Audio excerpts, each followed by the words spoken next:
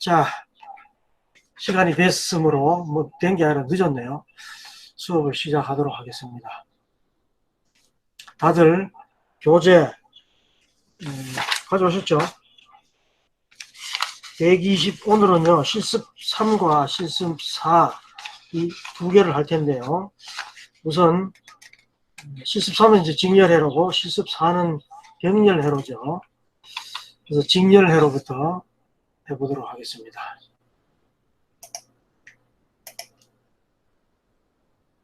이 화면 보이죠? 예. 직렬회로부터 합니다.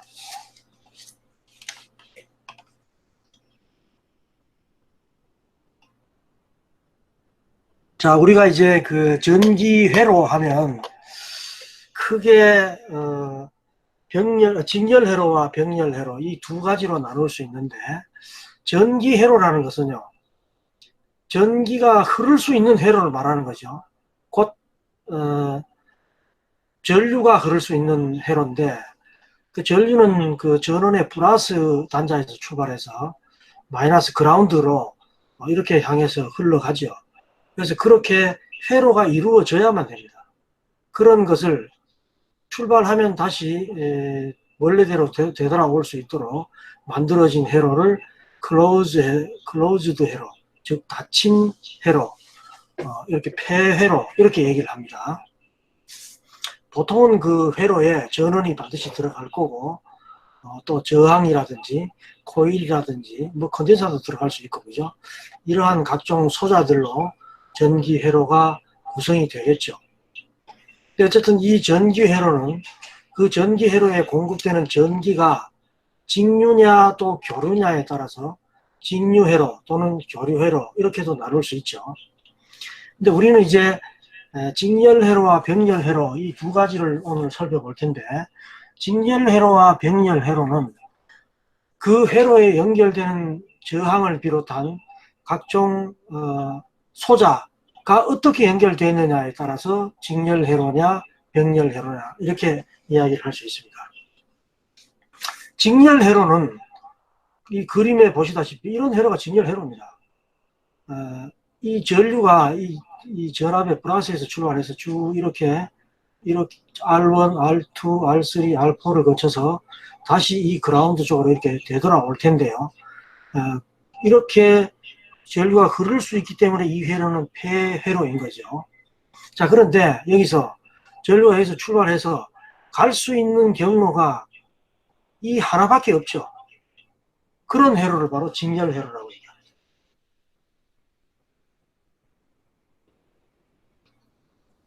경로가, 전류가 흐를 수 있는 경로가 하나밖에 없다면 그 회로는 바로 직렬 회로 이렇게 얘기를 하죠. 자, 이 직렬 회로에서 흐르는 전류 값은 그 회로에 공급되는 이 전압과 회로 전체에 걸리는 이 저항, 전체 저항 간의 비례 관계에 해당하는 옴의 법칙에 의해서 결정이 됩니다. 그죠? 즉, 여기 전류는 여기 직렬로 걸려 있는 이 전압 성분을 모두 더한 것 분의 이 전압 이렇게 되겠죠.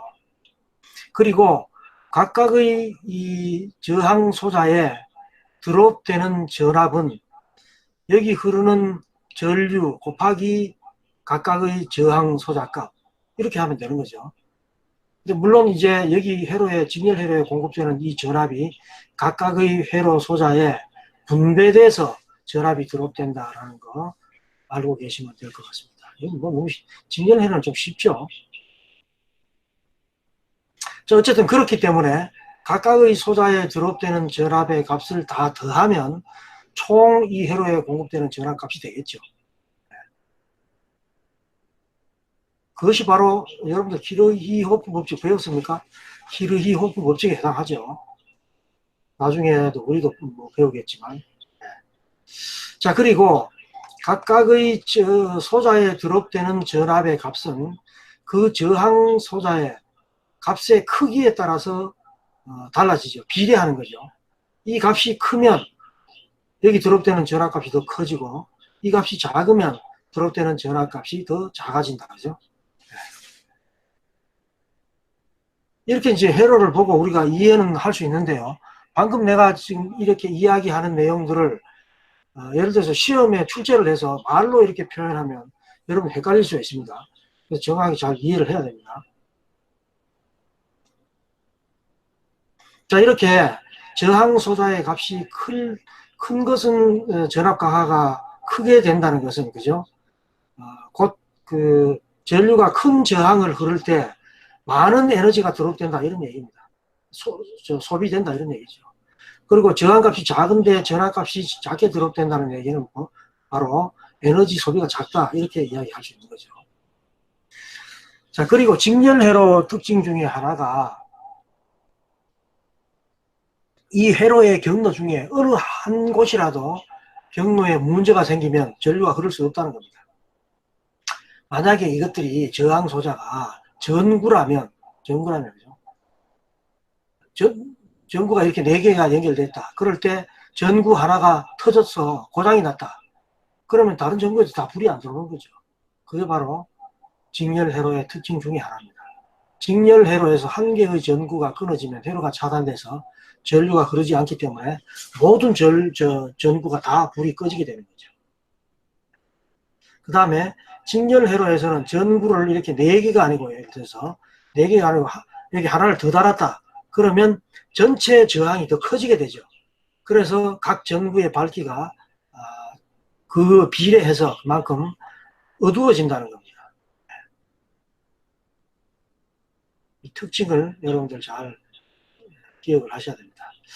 자, 그러면 이 방금 봤던 그 회로에서 전류값은 그럼 어떻게 구하느냐? 아까 이제 말로도 설명했지만 이 전류값은 여기 있는 총 저항 다 더하고 그것 분의 전압값 이렇게 하면 되죠. 그게 바로 이제 옴의 법칙이 저기 나오죠. 총 저항을 RT라고 하고 그 전압을 VT라고 하면 이 전류는 RT분의 VT 이렇게 되겠죠. 그죠? RT는 얼마냐? R1, R2, R3, R4 값을 다 더한 거죠. 마이크 꺼주세요. R1은 100옴이고 R2가 200옴, R3가 1kg, R4가 2kg이기 때문에 다 더하면 그죠? 3300옴이 되겠죠. 그래서 고로 전류는 이 총 저항분의 전압이니까 3300옴분의 10 하면 0.00303이 나오고, 그래서 이걸 미리암페어로 바꾸면 하나, 둘, 세 자리 오른쪽으로 옮기면 되죠. 그래서 3.03 미리암페어가 된다는 걸 알 수가 있습니다. 자, 우리 회로 시뮬레이션에서 멀티심에서 이 회로를 작성해서 이렇게 전류를 측정할 때는 이 회로와 직렬로 연결돼야 된다 그랬죠. 미안합니다. 직렬로 이렇게 연결돼야 됩니다. 이렇게. 네. 그래서 전류를 측정해보면 A를 선택하고 3.03mA 이렇게 나오는 것을 확인할 수가 있습니다. 나중에 뒤에 가서 한번 해볼 겁니다. 그리고 각각의 저항에 드롭되는 전압은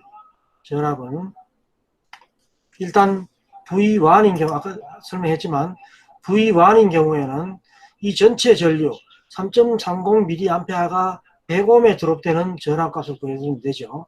그래서 100 곱하기 3.03 이렇게 해주면 될 겁니다. 물론 여기 V2는 200 곱하기 3.03, 그 다음에 V3는 1000 곱하기 3.03 이렇게 하면 되겠죠. 2000 곱하기 3.03 이렇게 알파는, 자, V4는.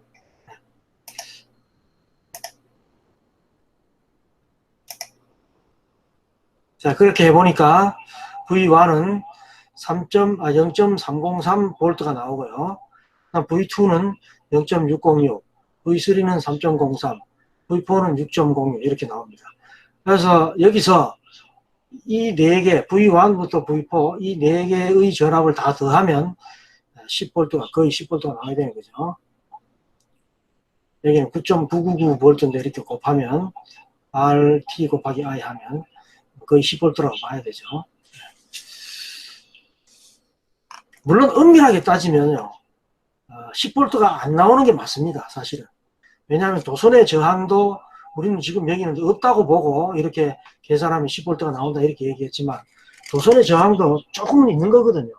그러니까 엄밀하게 얘기하면 정확하게 10V가 이게 나오진 않죠. 이게 다 더하더라도.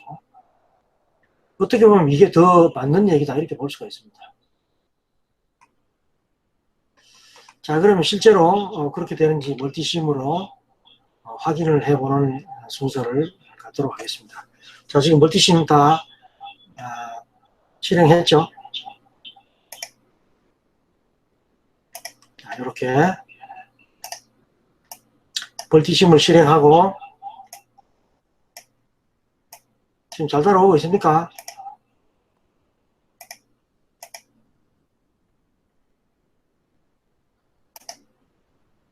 자, 언제라도 문제가 있는 학생 있으면 이야기를 하십시오.